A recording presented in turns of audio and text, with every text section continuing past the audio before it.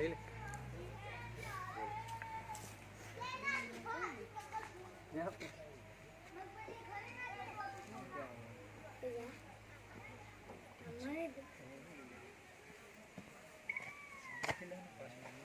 પકડવું છે છોડશે ભાઈ નીચે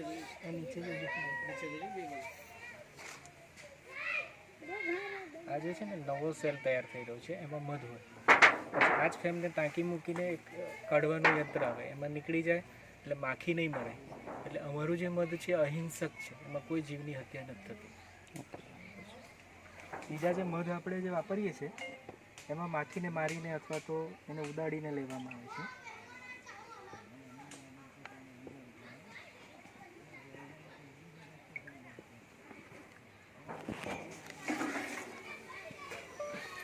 માખીમાં પણ એનું